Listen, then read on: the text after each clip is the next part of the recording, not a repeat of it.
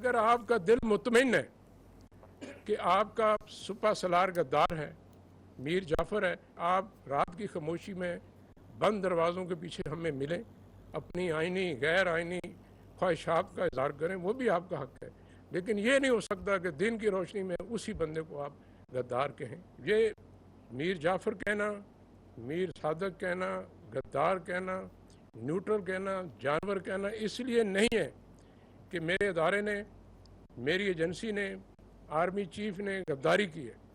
یہ اس لیے بھی نہیں ہے کہ انہوں نے کوئی غیر آئینی غیر قانونی کام کیا ہے، یہ اس لیے ہے کہ انہوں نے، ان کے ادارے نے غیر آئینی غیر قانونی کام کرنے سے انکار کر دی۔ فتنہ فساد کا خطرہ ہو تو سچ کی خاموشی اچھی نہیں۔ آئی ایس آئی کے سربراہ لیفٹیننٹ جنرل ندیم احمد انجم کی پہلی مرتبہ نیوز کانفرنس، بولے اگر سپہ سالار غدار ہے تو آپ بند دروازوں کے پیچھے ملتے کیوں ہیں؟ الزامات اس لیے لگ رہے ہیں کیونکہ ادارے اور آرمی چیف نے غیر آئینی کام سے انکار کیا۔ غیر قانونی کام سے انکار پر میر جعفر، میر صادق، جانور اور نیوٹرل کہا کیا؟ فوج کے شہیدوں کا مذاق بنایا کیا؟ ہر ممکن کوشش کی گئی سیاستدان بیٹھ کر معاملات حل کریں مگر ایسا نہ ہو سکا۔ کسی کے حق میں سیاسی مداخلت کرنا اب نہیں چل سکتا۔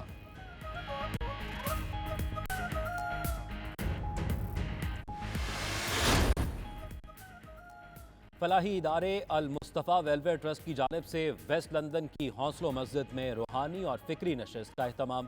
بین الاقوامی صوفی اسکالر صاحبزادہ محمد عاصم مہاروی نے روحانیت عصر حاضر کی اہم ضرورت کے موضوع پر لیکچر دیا۔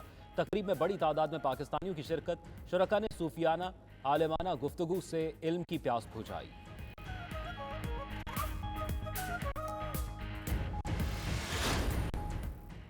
لندن میں یو کے اسلامک مشن برطانیہ کے زیر اہتمام پاکستانی سیلاب زدگان کے لیے فنڈ ریزنگ تقریب۔ الخدمت فاؤنڈیشن پاکستان کے صدر عبدالشکور، معروف motivational speaker doctor Javed Iqbal, doctor Hammad Lodhi, معروف مزاحیہ شاعر سلمان گیلانی سمیت دیگر کمیونٹی شخصیات اوورسیز پاکستانیوں نے دل کھول کر عطیات دیے۔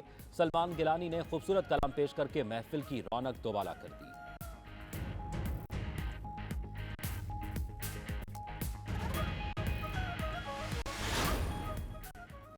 لندن کے نواحی علاقے ریڈنگ میں کمیونٹی کے صحت کے مسائل کے حوالے سے تقریب، میئر ریچل ایڈن، مقامی کونسلرز کی خصوصی شرکت۔ اوورسیز پاکستانی کمیونٹی نے بڑی تعداد میں شرکت کی۔ ماہرین نے شہریوں کو صحت مندانہ زندگی گزارنے کے حوالے سے مفید مشورے دیے۔ ویکسینیشن بھی کی گئی۔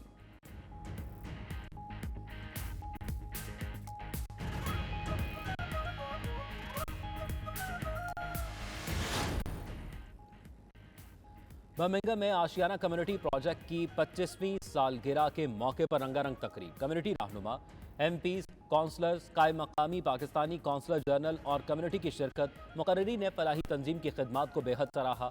پروجیکٹ کے 25 سال پورے ہونے کی خوشی میں کیک بھی کاٹا گیا۔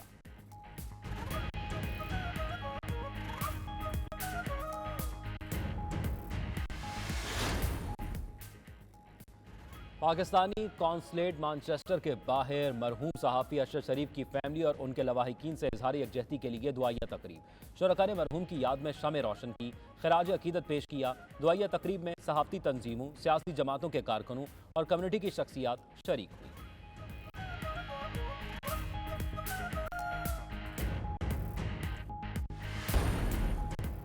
برطانیہ میں معاشی بحران، 46 ارب ڈالر کے بجٹ خسارے کا سامنا۔ حکومت کی طرف سے معاشی بحالی کے منصوبے کا اعلان 17 نومبر تک مؤخر کر دیا گیا۔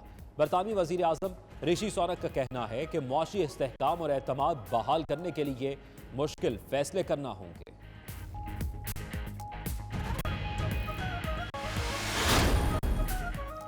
سنگاپور میں گنجان آبادی میں پودوں کے لیے جگہ نکالنے کا مسئلہ حل۔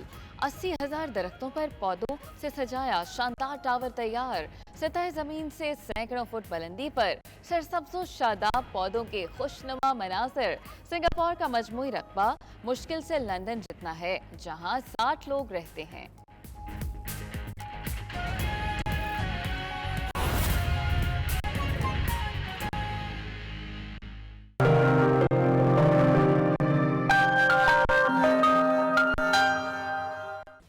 معروف فلاحی ادارے المصطفیٰ ویلفیئر ٹرسٹ کے زیر اہتمام ویسٹ لندن کی ہونسلو مسجد میں روحانی اور فکری نشست کا اہتمام کیا گیا، جس میں بین الاقوامی صوفی اسکالر صاحبزادہ محمد عاصم مہاروی نے روحانیت عصر حاضر کی اہم ضرورت کے موضوع پر لیکچر دیا اور شرکاء کے سوالوں کے جواب دیے۔ تقریب میں بڑی تعداد میں لوگوں نے شرکت کی اور صوفیانہ عالمانہ گفتگو سے علم کی پیاس بجھائی۔ مزید جانتے ہیں بیورو چیف یو کے غلام حسین اوان کی رپورٹ میں۔